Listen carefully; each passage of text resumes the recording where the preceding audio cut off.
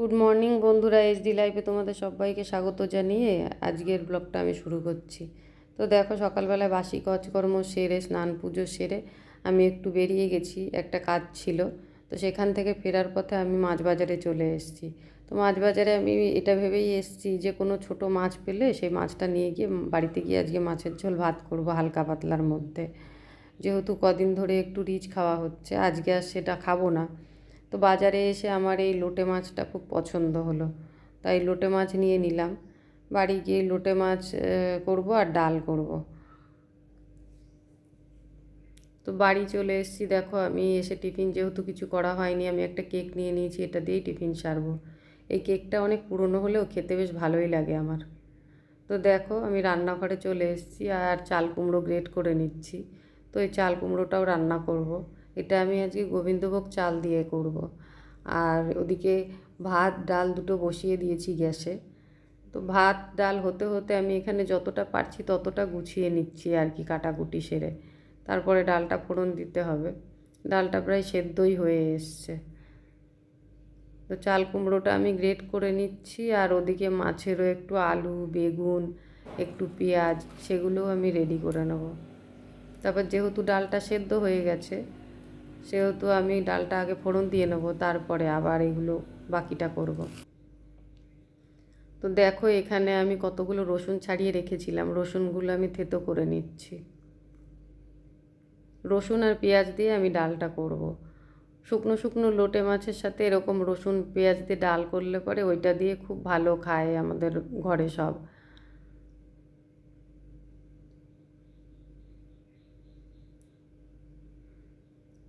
তো আমি এই ডালটাতে না আগে পাঁচ ফোড়ন দিতাম, ফোড়ন কিন্তু ওদের মুখে পড়লেই মুখ তিতো হয়ে যায়, সেই জন্য পাঁচ ফোড়ন এখন ফোড়ন দিই না। এদিকে ডালটাও আমার সেদ্ধ হয়ে গেছে, আমি ডালটা একটু ঘুটে নামিয়ে নিয়েছি। তো দেখো, তেল গরম করে করে এর মধ্যে আমি রাঁধুনি ফোড়ন দিচ্ছি। আর যে থেতো করে রাখা রসুনটা ছিল সেই রসুনটাও এর মধ্যে দিয়ে দেবো। রসুনটা আমি আগে একটু ভেজে নেব, না হলে কাঁচা গন্ধ বেরোবে রসুনটা। রসুনটা একটুখানি ভাজা হলে পরে তারপরে আমি পেঁয়াজগুলো দেব।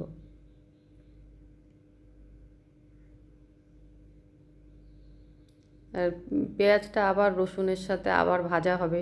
এবার দুটো একসাথে ভাজা হলে পরে একদম ঠিকঠাক হবে। তো দেখো, রসুন পেঁয়াজটা আমি ভালো করে ভেজে নিচ্ছি।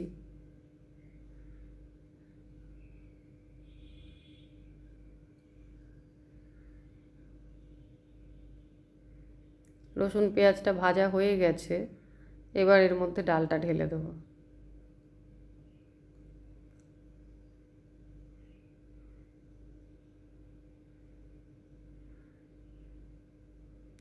তো আমার ডালটা হয়ে গেল, ডালটা নামিয়ে এর মধ্যে আবার চাল কুমড়ো বসাবো। তো এই যে কড়াইতে তেল দিয়ে আমি একটু ফোড়ন দিয়ে দিয়েছি, শুকনো লঙ্কা তেজপাতা আর জিরে। তার মধ্যে একটু গোবিন্দভোগ চাল দিয়ে দিলাম। চালটা হালকা একটু ভাজা হবে, এটা ভাজা হয়ে গেলে পরে কতগুলো কাঁচা লঙ্কা চেরা দিয়ে দেবো এর মধ্যে। এবারে চাল কুমড়োটা।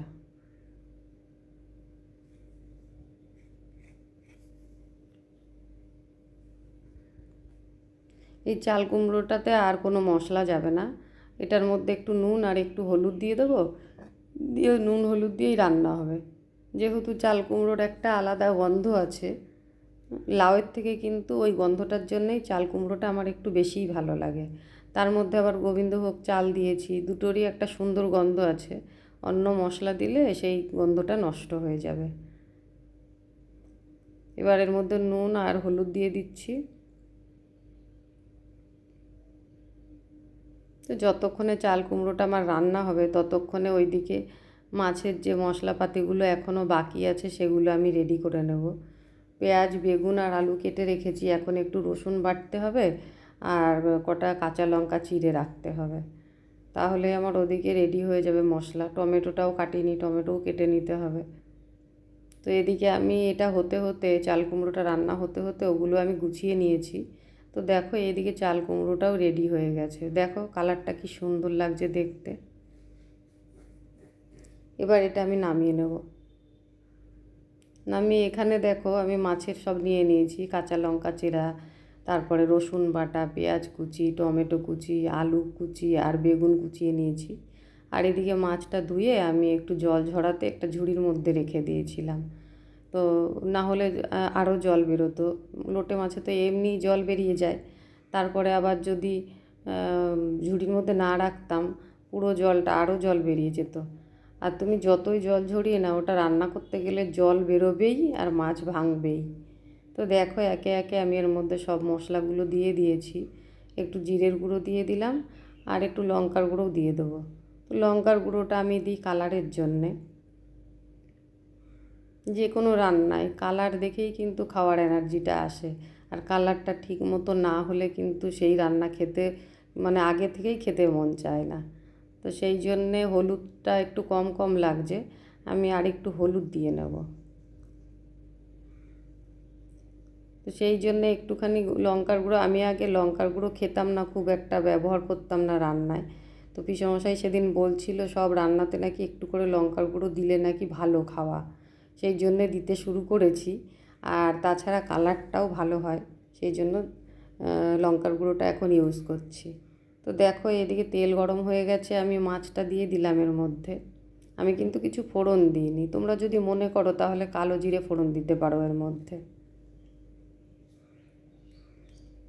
তো আগে সব মশলাগুলোই দিয়েছি, তোমরা হয়তো খেয়াল করেছো, কিন্তু লবণটা আমি দিইনি। লবণটা যদি আগে দিয়ে দিতাম তাহলে আরও এতক্ষণে অনেকটাই জল বেরিয়ে যেত, সেই জন্যে আমি কড়াইতে দেওয়ার পরে লবণটা দিলাম। তো এইভাবে হালকা হাতে নেড়ে নেড়েই মাছটা রান্না হবে।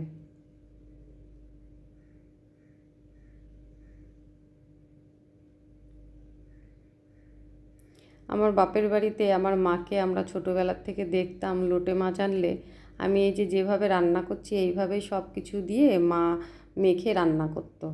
আবার কোনো কোনো সময় দেখতাম এই আলু বেগুন কুচিয়ে, পেঁয়াজ কুচিয়ে, লঙ্কা কুচিয়ে আগে ওইগুলো দিয়ে ভালো করে ভেজে নিত, নিয়ে তারপরে মাছটা দিত। তো দুরকম রান্নায় মায়ের রান্না তো সবারই ভালো লাগে।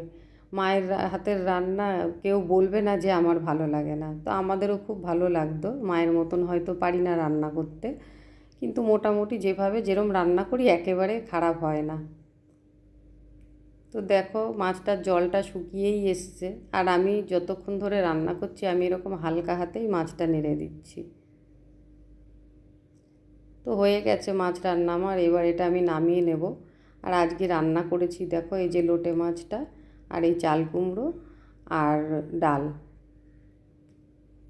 আর বাটিতে একটু কালকে ডাল ছিল, সেটা আমি গরম করে রেখে দিয়েছি, ওইটা আমি খেয়ে নেব।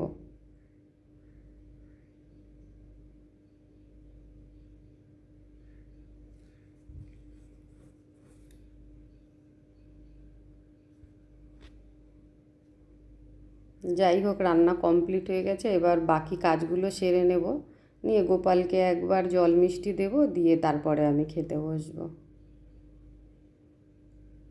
তো দেখো বন্ধুরা এখানে আমি খেতে বসে গেছি, ওর বাবার আসতে দেরি হবে বলে।